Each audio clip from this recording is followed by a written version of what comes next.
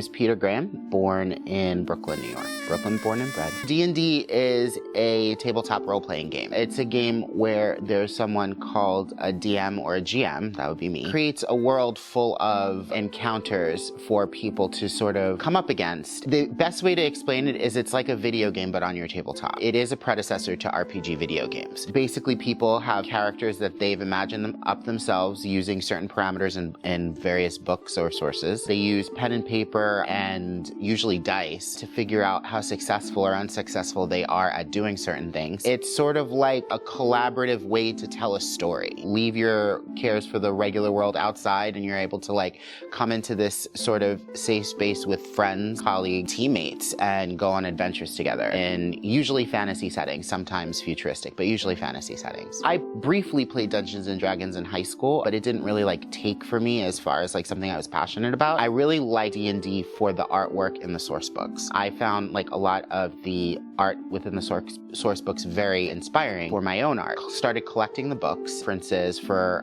when I drew. It's not really until I was in my 30s and I met this friend of mine named Peter, reintroduced me to D&D. As we played together, suggested that I DM, that I really came into how I approach D&D as I do today, which is like a full avid player, full DM. He taught me everything I know, and I would not be where I am today or be as passionate about it if it weren't for him. He motivated me because I was a player in his games. He was so much more brilliant than he ever gave himself credit for. He was so creative and just evocative with his storytelling, and I wanted so much to have him look at me the same way I looked at him when he DM'd. I wanted people to look at me the same way that I knew I looked at him when he DM'd, because I was just enraptured with the storytelling that he would do. He encouraged me because he, like, first of all, he loved my art and he thought my art would be conducive to the DMing because it would add to the experience and that I could approach it from the aspect of an artist rather than a writer. I agreed, so I started trying to like sort of build my own homebrew world, make it a compelling place that people would want to adventure and like designing different things. And then, you know, Peter passed, and it's sort of a way for me to continue to remember him and to keep him alive. He was such a good player, and he was really great at building characters too. Sometimes he built problematic ones. He was so good at it. Well, the first character he ever played in a campaign of mine was named Addison Quinn and was this bard. He did a sword bard hex blade multi-class, and oh my god, you couldn't hit him for shit. You could not hit him for shit. And anything he hit died. Just died. I had to ramp up my own skills as far as like figuring out CRs and just like literally throw things at them that would not die in one hit because of how hard he hit every time he went into battle. Usually bards are built in ways that like avoid confrontation, control the battlefield. That's the way I usually approach bards, and many people who play bards do. No, not him. He was the hardest hitter in the party by far. He's so aggressive, like is such an aggressive bard. Like, and I guess it lent itself well because he was a sword bard, so he built it as sort of a gladiator character. Oh my god, it was so hard to plan around. For me, the most important aspect, the most compelling aspect of Dungeons & Dragons, the storytelling and the escapism. The ability to be able to collaboratively tell a story with friends, to be able to escape into this new world and just like leave your troubles behind for a while. That we're all nerds, that we have no social skills. We all live in our parents' basements. So first point, nerds. Okay, yeah, fair, many of us are nerds. Nerd culture, however, has hit a sort of vogue in the current state of things. We have people like Matt Mercer who are bringing D&D into the mainstream, allowing for more people to sort of come out of the tavern, so to speak, and say that they play D&D and not feel like ashamed that they do. It is false that we have no social skills. D&D in and of itself is a social game. You have to be able to interact with others, or at least fake it well, to play the game. It is a game of social encounters. The entire game revolves around social encounters, which if you perform them poorly, ends up in physical encounters. To get through the game in one piece, you have to be able to interact socially with others well. Is that true across the board? No, of course not. There are some terrible people who play D&D. But for the most part, the people who play D&D that I have found have been some of the most amazing people I've ever met. Very diverse, too. The picture you get in your head when someone says, someone who plays D&D, you think middle-aged white man, beard, neck beard, of course, doesn't know how to interact with people, sitting in his basement at his computer, doesn't know how to dress. That's very much not the aesthetic. I mean, look at this scarf. Come on. It's not that it's not that. I don't know if it ever was that, but you know, preconceptions can be misleading. Oh wow, best moment. Oh, that's so hard. That's so hard. There's so many really good ones. I'll tell you about a really fun one that happened recently. Best might be a stretch, but really fun, had me in stitches. I put an encounter in front of them. It was literally a building that they had to enter. That's it. Just enter the building. Once they entered the building, there's a door here that is ajar, and there's a door here that is locked and barred. Not a puzzle, just a building with an open door and a closed door. They spent 45 minutes agonizing over which door they should go through, started a literal physical encounter with a door to try to get it open, even though I told them multiple times, it is locked, barred, and made of metal. You cannot just open it. And they're like, okay, well, I cast Eldritch Blast on it. I charge it and ram it. Do I get to pry it open? I have a crowbar. It's like, oh my God, 45 minutes of this. I was just in stitches until they eventually just gave up and went into the other room, and we were able to continue on with the session. Okay. But better than that, in the very first session of my Eberron campaign, we meet this bard named Prillin, who is played by Devin. Prillin was a very unoriginally sexually active bard, like very hitting on everything that moved, just and also a satyr. So like it's just like levels. There's levels to this. I opened the campaign on a holiday called Wild Night, which is a holiday that takes place in Eberron, where basically any of your wildest dreams and fantasies, do it. The law is off tonight. Like, you don't have to worry about getting arrested or any of that stuff. Be your wildest self.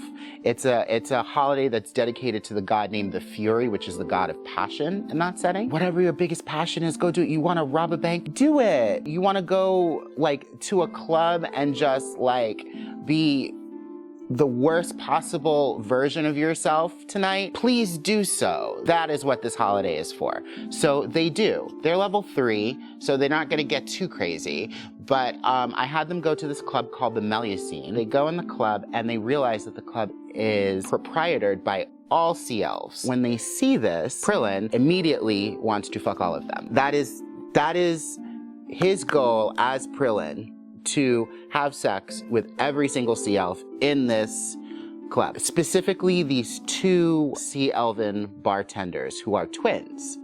He wants them, both of them. And I'm like, no, we're not doing this. Like, I am not role-playing this with you. This is not happening. And he was like, come on. He was like, come on. He was like, let me roll for it. I was like, we're not doing this. Fine. So I go up to the counter. I was like, okay, you go up to the counter. Great. And he was like, I order a drink. Fine. They give you your drink, you pay them. They say, is there anything else? And he's like, no, I just wanted to know if you wanted to. I was like, I told you we're not doing this. And he was like, okay. And then I turned to speak to another player, and he turns and looks at me. He was like, have you ever had your ass eaten out by a satyr in a top hat? I just like stopped and turned and said, excuse me? I couldn't respond. Like, I'm not someone that is very often made speechless, as you know, because you know me very well. I was speechless. I was just like, like completely gobsmacked. I didn't know what to do with that. I was like, just roll for it. And he rolled a 30, like at level 3, with all his with all his expertises and stuff, he rolled a 30. So he had the twins, like they all did. So like that happened at the very first session. The best experience, I had to tell that as a preamble, and that's why this is a long story. The very last session of that same campaign, you know Matt. Matt is playing this somewhat stoic Tempest cleric who, like, you know, for the most part has been kind of like very staid, like not really out there as a character, just kind of like the only thing she, Blitz, wants to do is get into battle and prove that she's the strongest. Like, that's her thing, you know? And that's really been her main focus for the whole campaign, right? So it's the very end of the session, very last session, like, great job. You've defeated, like, the final enemy. All of this stuff has happened. You've done all this great stuff. I want to go around the table one more time before we put a close to this. And I just want to find out if there's something that each of you want to do. And we'll wrap up your characters and see what we can do with that. So I like turned to VJ. VJ's like, I want to go back to the Dragon Continent and see what I can make for myself there. I was like, great, that's awesome. Roll for it. Yeah, you do it. It's amazing. You love it. These are things that happen for you. Amazing. Someone else wanted to open a bakery. Sure, absolutely. With all the money that you've gained over the course of the campaign, that is something you're absolutely able to do. Just give me a couple of rolls and, like, you know, you're good on it.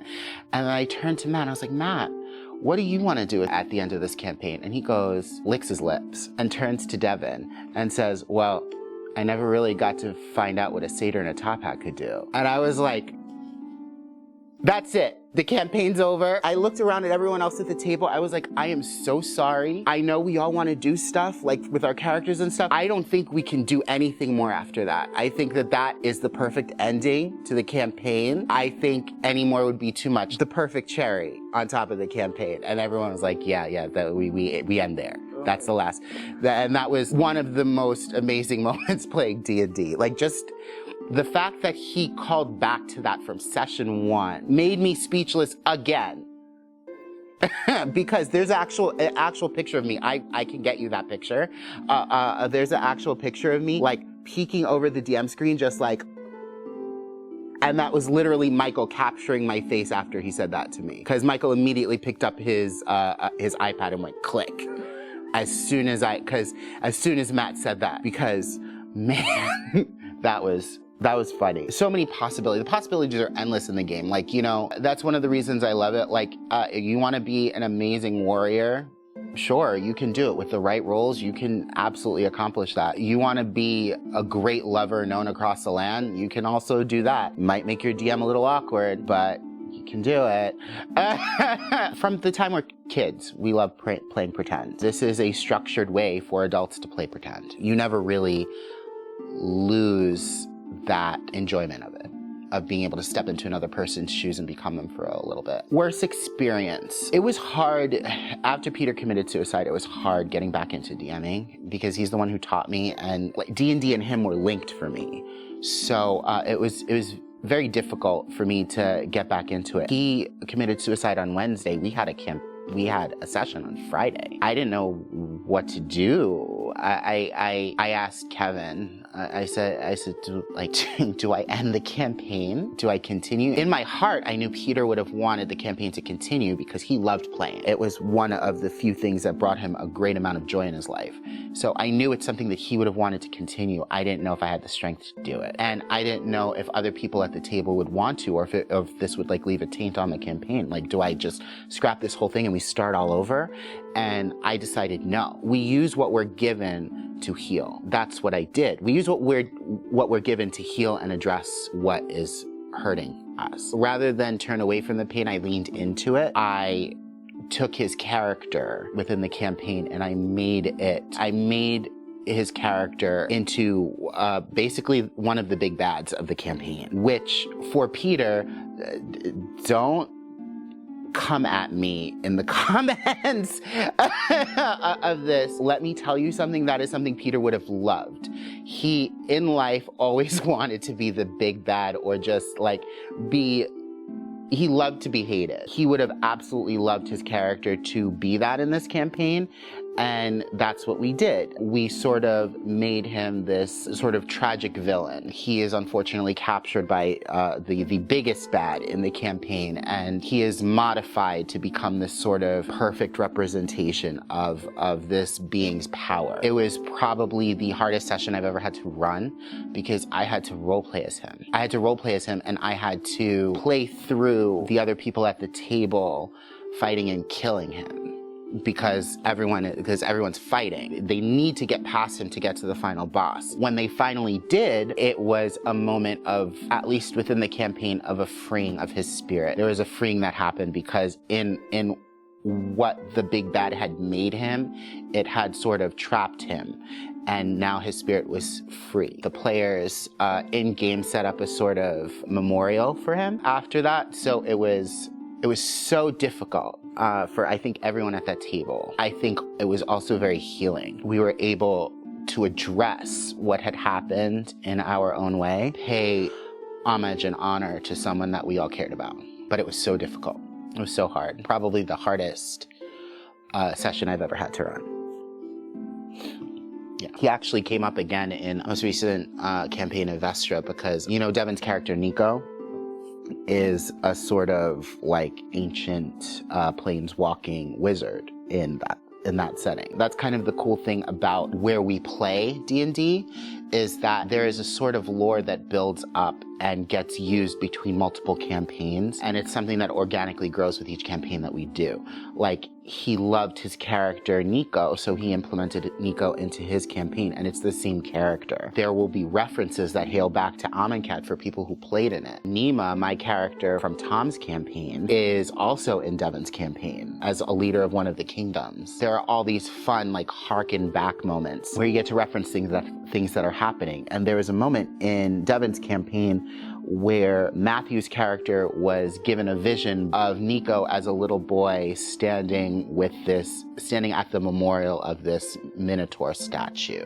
which was, of course, Peter's character. He played a Minotaur cleric. There are lots of nice moments like that happen within our particular meta because as a play group, we grow and experience these things together. So these things never really have to die. Because you're creating living, breathing people. Like, yeah, they're elves or gnomes or halflings, but like these are people that are moving through and existing in this world. It doesn't end when the story ends.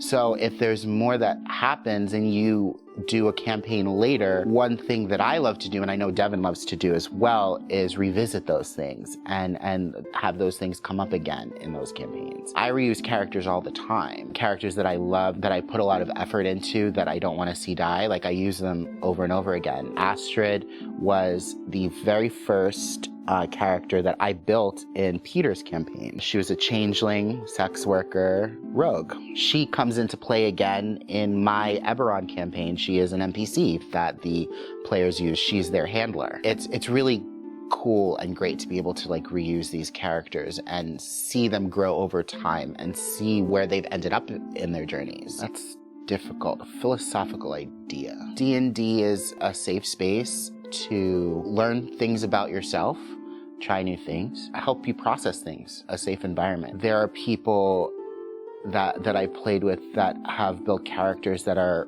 representative of dead relatives, worked through their own family issues by giving their character similar family issues in the campaign and like working through them in campaign like with me. D&D is a place that you get to be the most fantastic version of yourself. So be that. Approach it with an open mind, have fun, and don't apologize for it. Because if you don't have the courage to do it at a table, where else are you going to do it?